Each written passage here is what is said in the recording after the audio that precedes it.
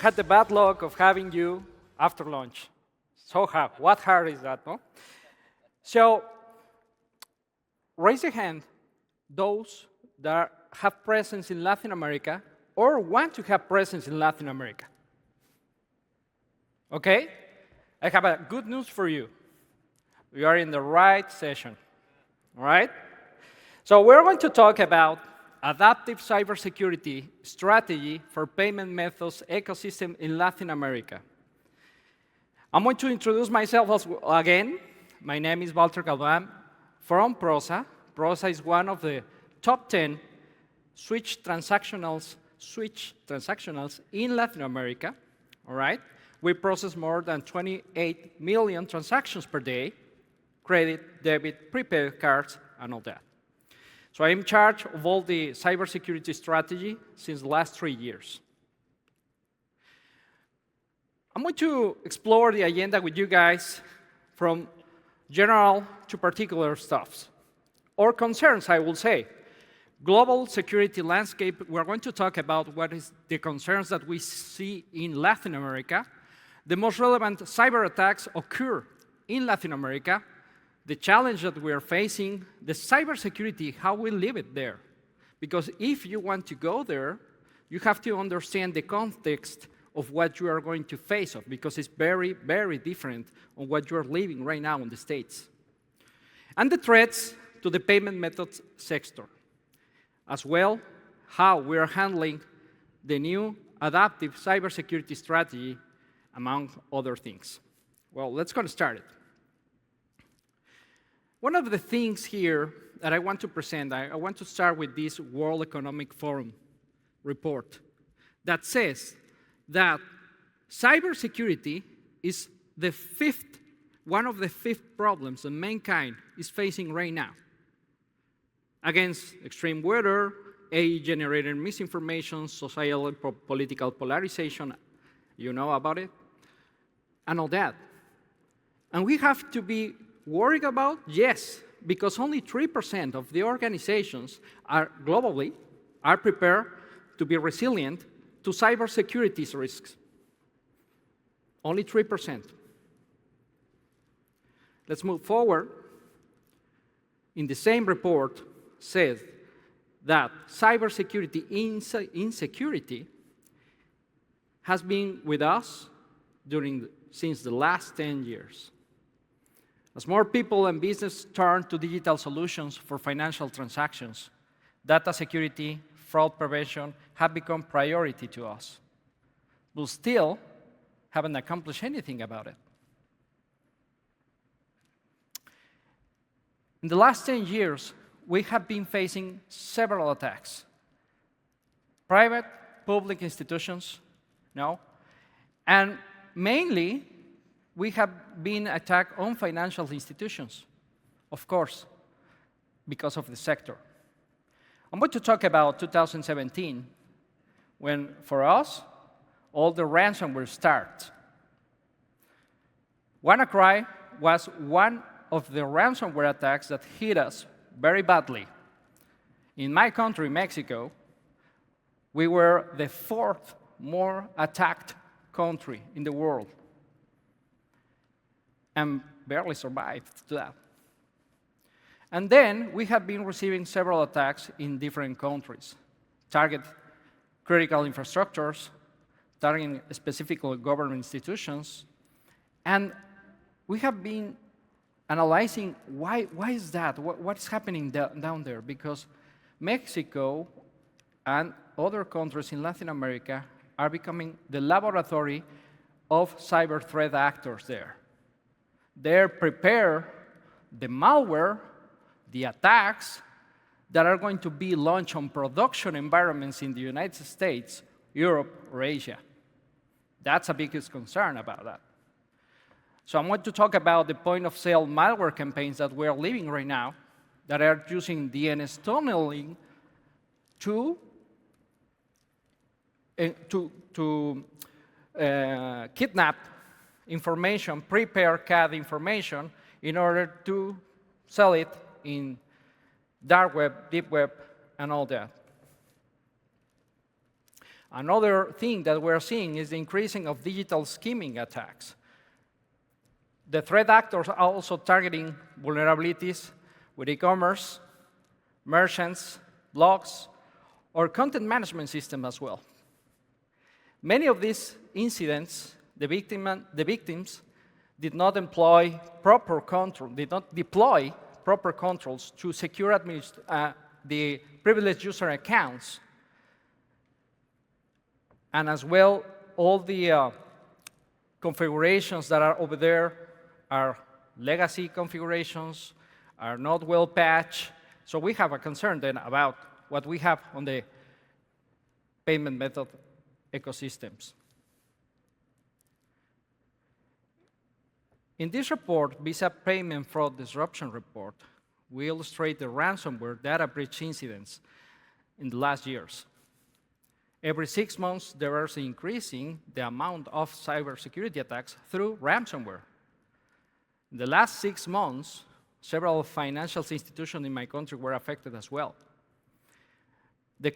One of the things to reflect about that is many of these financial institutions were PCI compliant. What does it mean? That it's not only necessary just to be compliant, we need to go forward. We need to do more. We need to not just do the things to comply, but to do cybersecurity well done as well to protect our organizations.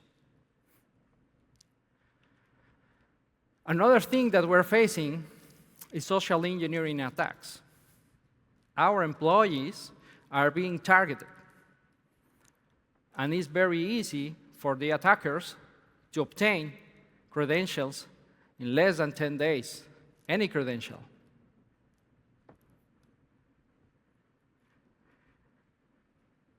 So I did a brief about the entire risk that we are facing right now. As you can see, we are facing constant evolution of threats.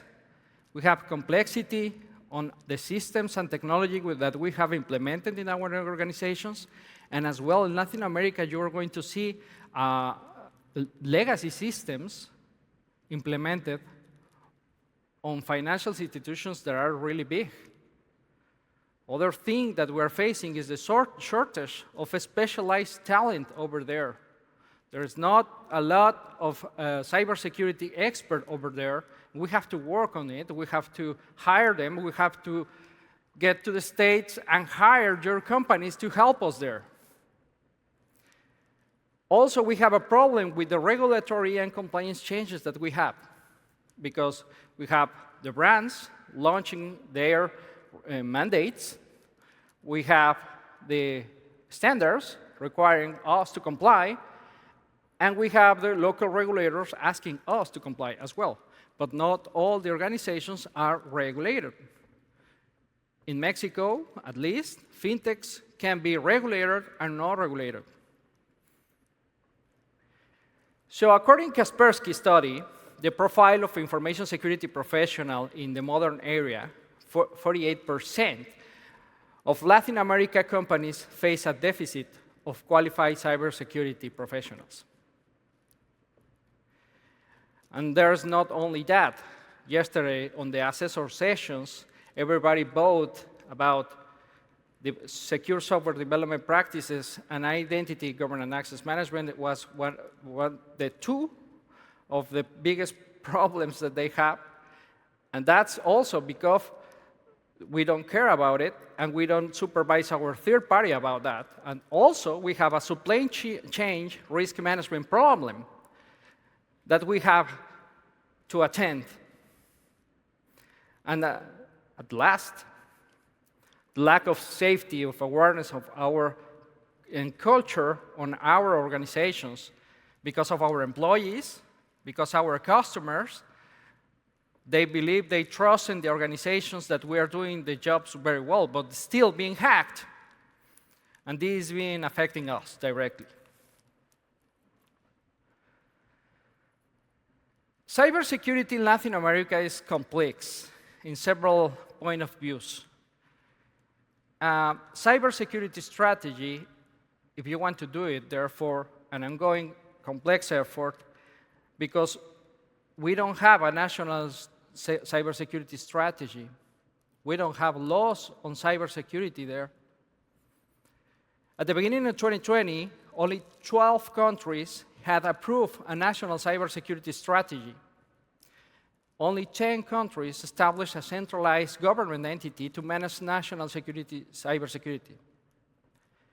And there's a problem. For example, in Mexico, in 2018, we have a national cybersecurity strategy. But the administration that arrives just didn't follow up and threw it away. And we're starting from zero. Then, how the Latin American guys make their payments. We have a problem there because the people doesn't trust in financial institutions.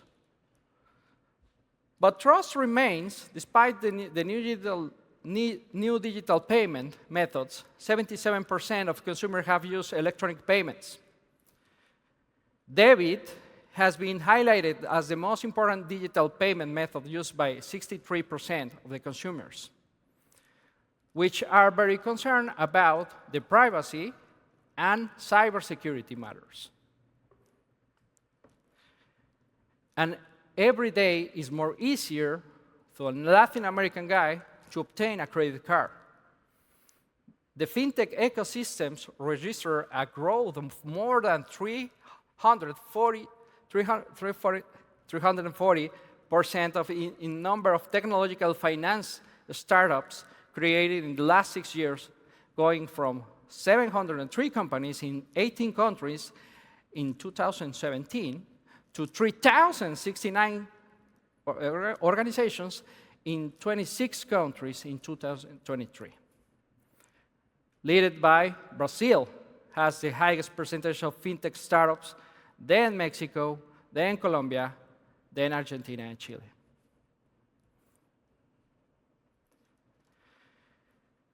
So what are the threats?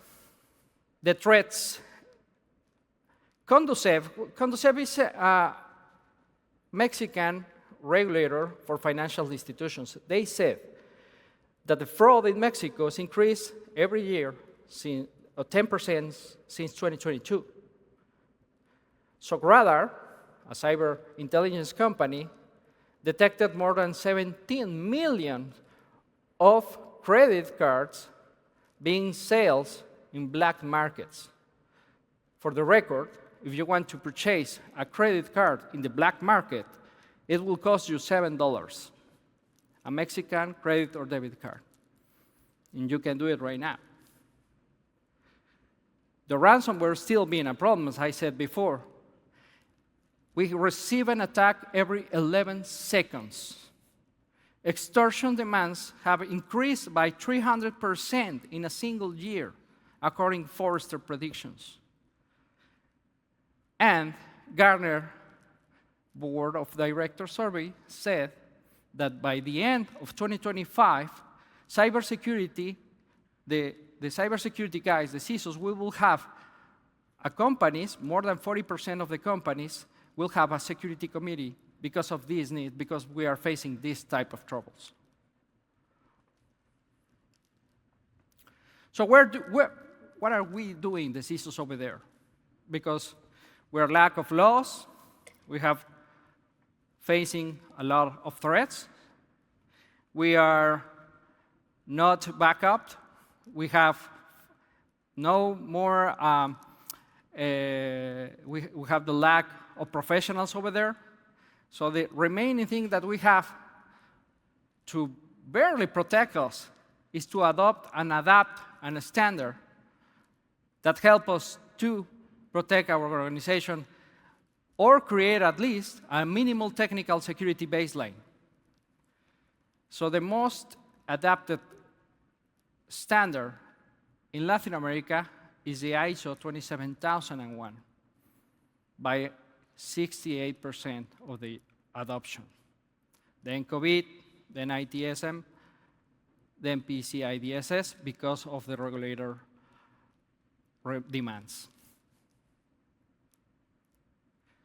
We have also other references, such as the Gartner Priority Navigators for Chief Information Security Officers. These type of tools help us to define vision, strategy, and operating model. It helps us to determine a vision and create all the director plan that is going to conduct us in order to create a minimal technical security baseline to protect our organizations. But the main thing here, we still have to work on people, process, and technology. We have several references to do that. Several companies based on the US help us to implement this type of architectures.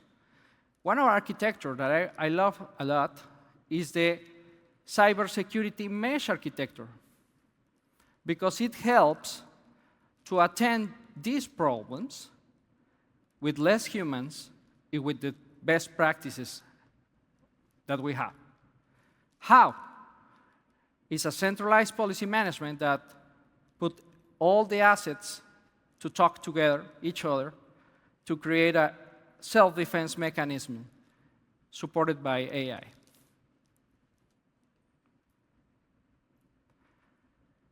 The takeaways here are, if you want to go down there, if you want to go to Latin America, you have to help these organizations to invest in the development of human capabilities, to establish a voluntary risk management framework, or any standards besides PCI, PCI DSS, PCI PIN as well, to do a strategic investment in infrastructure, in cybersecurity infrastructure, artificial intelligence applied to cyber defense in order to protect themselves with less people, with less technology, with the complexity of the systems, with the complexity of the legacy systems as well.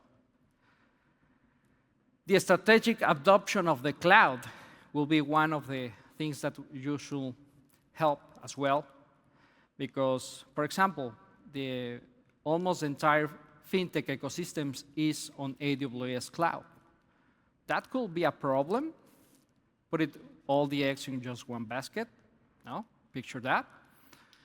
Don't hate me, AWS team. Implement identity governance and access management as well, because all the tasks are being done manually. No? Implement monitoring, detection, and automated response. Improve visibility. We don't have visibility. We can't protect what we can see. And help us to do adoption of zero trust philosophy. So, as I said, on this phrase, I said in the financial sector goes beyond complying with the regulations. I already said that. It's an ethical commitment to the patrimonial protection of our information security assets. For our customers, we need the trust on our institutions, and we will need more than standards to comply. We have to change the mindset down there, help them to understand that they don't have to do it for compliance, they have to do it for their protections. All right? So, thank you very much. This is my talking with you guys. I hope this information could bring you something of context when you go down there and help these guys. Thank you very much.